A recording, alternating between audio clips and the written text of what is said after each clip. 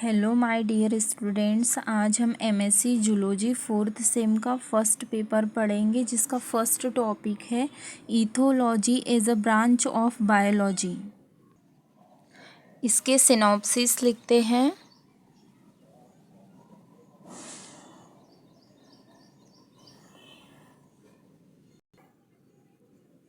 इसकी ब्रांचेस मैं आपको बता देती हूँ, प्लस साथ में मैं इसके सिनॉप्सिस भी समझा देती हूँ।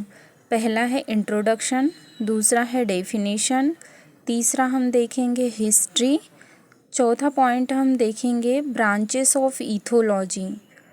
ब्रांचेस ऑफ इथोलॉजी में 1 2 3 4 5 6 ब्रांचेस है। इसके अलावा और भी बहुत सारी ब्रांचेस है, पर हम इतनी सारी ब्रांचेस लिखते लिखते काफ़ी टाइम हो जाएगा, इसलिए हम 6 ही ब्रांचेस को समझेंगे। इतना प्रॉपर होता है एग्ज़ाम में लिखने के लिए। फर्स्ट है इको इथोलॉजी, मतलब होता है पारिस्थितिकी व्यवहारिकी। इथोलॉजी का मीनिंग होता है व्यवहारिकी। इथोफिजियोलॉजी बाह्य व्यवहारिकी। ये जंतुओं की न्यूरोइथोलॉजी है, मतलब नर्वस सिस्टम से रिलेटेड है। Phylogeny of behavioural embryology, human ethology. इसको एक एक करके समझेंगे। पांचवा सिनॉप्सिस पॉइंट देखेंगे स्कोप ऑफ इथोलॉजी, इथोलॉजी का जो कार्यक्षेत्र में महत्व होता है। छठवां है कंक्लूज़न और सातवां पॉइंट हम रेफरेंस देखेंगे। तो फर्स्ट स्टार्ट करते हैं इंट्रोडक्शन से। इसका इंट्रोडक्शन देखते हैं, इंट्रोडक्शन को समझते हैं। सबसे पहले इथोलॉजी का अर्थ समझा देती हूँ। इसमें इथोलॉजी ग्रीक भाषा के 2 शब्दों से मिलकर बना हुआ है, जिसमें इथो का अर्थ होता है बिहेवियर मतलब व्यवहार, तथा लॉजी यानी लोगोस का अर्थ होता है अध्ययन करना। मतलब इथोलॉजी का टोटल मीनिंग ये निकलता है कि किसी भी प्राणी के या जंतु के व्यवहार का अध्ययन करना ही इथोलॉजी या व्यवहारिकी कहलाती है। अब उदाहरण के तौर पे समझते हैं, किसी भी जीव जंतु के व्यवहार का अध्ययन करना ही इथोलॉजी या व्यवहारिकी कहलाता है। जैसे कि उदाहरण के लिए किसी भी जीव जंतु के शरीर का पूर्ण या आंशिक भाग का हिलना डुलना, चेहरे के भाव यानी कि एक्सप्रेशन, शरीर की मुद्रा, आवाज़, रंग परिवर्तन, प्राणियों का हंसना, बोलना, खेलना, कूदना, दौड़ना, भागना, जितने भी व्यवहार जीव जंतुओं द्वारा या प्राणियों द्वारा प्रदर्शित किए जाते हैं, जैसे कि चेष्टा करना आदि, ये सारे के सारे एनिमल बिहेवियर के अंतर्गत आते हैं। एनिमल बिहेवियर यानी कि इथोलॉजी के अंतर्गत आते हैं। अब उसका आगे देखते हैं। उदाहरण के तौर पे समझते हैं कि व्यवहारिकी है क्या वास्तविकता में। जैसे इंट्रोडक्शन में एक उदाहरण देखते हैं। फर्स्ट नंबर, नर हिरन यदि पानी पी रहा है, या कोई भी हिरन यदि पानी पी रहा है, तो शिकारी को अपनी तरफ आता देख हिरन पानी पीना छोड़ देता है और वहाँ से तुरंत ही भागने लगता है। वह भी एक हिरन द्वारा प्रदर्शित एक बिहेवियर ही होता है, एक व्यवहार ही होता है। दूसरा उदाहरण देखते हैं। रसायन भी व्यवहारिकी में बहुत महत्वपूर्ण भूमिका निभाते हैं। जैसे कि नर तितली को आकर्षित करने के लिए मादा तितली एक रसायन स्रावित करती है, रसायन यानी हार्मोन सीक्रेट करती है, जिसका नाम है फेरोमोन हार्मोन। यह भी एक व्यवहार के अंतर्गत आता है, यह प्रजनन व्यवहार कहलाता है। प्रजनन व्यवहार, ये सारे बिहेवियर के अंतर्गत आते हैं। ये हो गया हमारा कंप्लीट इंट्रोडक्शन, ये सिनॉप्सिस हो गए और ये हमारा इंट्रोडक्शन हो गया।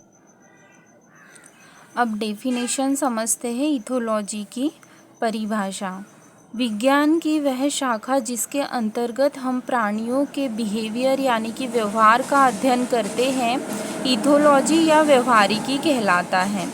अब ये इम्पॉर्टेंट लाइन है, इस पे कभी कभी ऑब्जेक्टिव भी बन सकता है कि व्यवहारिकी यानी कि इथोलॉजी के अध्ययन का श्रेय निकोटिन बर्जन को जाता है, और मॉडर्न फादर ऑफ इथोलॉजी यानी कि इथोलॉजी के जो जनक है वो है कोनराड लॉरेंज। ये ऑब्जेक्टिव क्वेश्चन के तौर पे पूछा जा सकता है, तो ये यहाँ पे इम्पोर्टेंट है। अब हम इथोलॉजी का इतिहास यानी कि हिस्ट्री देखते हैं। इथोलॉजी का इतिहास बहुत ही प्राचीन है, काफ़ी पुराना है। 18वीं शताब्दी के मध्य ही इसका इतिहास की स्टार्टिंग हो गई थी, प्रकट हो गया था। 19वीं शताब्दी में यह अध्ययन बहुत ज़्यादा विस्तृत हो चुका था, क्योंकि मानव जो है वो पहले से ही जीव जंतुओं का शिकारी रहा है, इसलिए उसको जीव जंतुओं प्राणियों के अध्ययन के बारे में, उसके बिहेवियर के अध्ययन के बारे में काफ़ी जानकारी थी।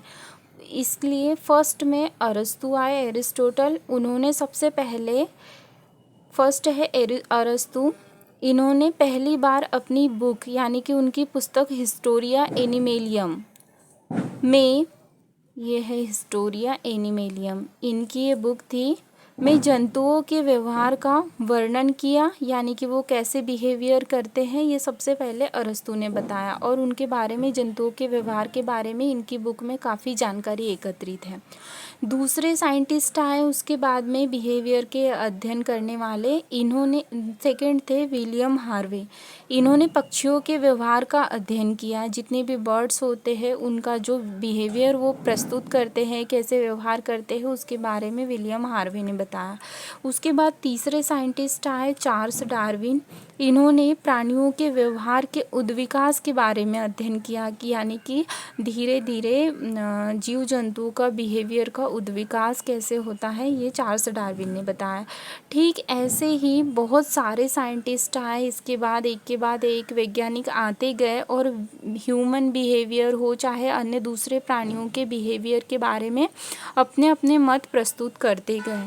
परंतु 3 ऐसे साइंटिस्ट थे, जैसे कोनरेड लॉरेंज, दूसरा है निकोटीन बर्जन, और तीसरा है कार्ल फॉन फ्रिज।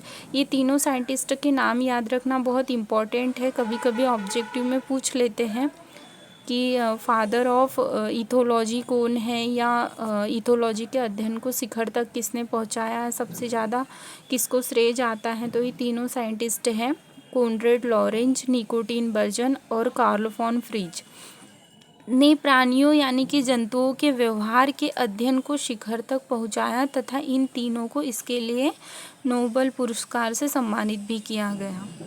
अब इसके बाद नेक्स्ट पॉइंट देखते हैं। ये नेक्स्ट पॉइंट देखते हैं, ब्रांचेस ऑफ इथोलॉजी। इंट्रोडक्शन हो गया, डेफिनेशन भी हो गया, हिस्ट्री भी हो गया। अब देखेंगे ब्रांचेस ऑफ इथोलॉजी। अब हम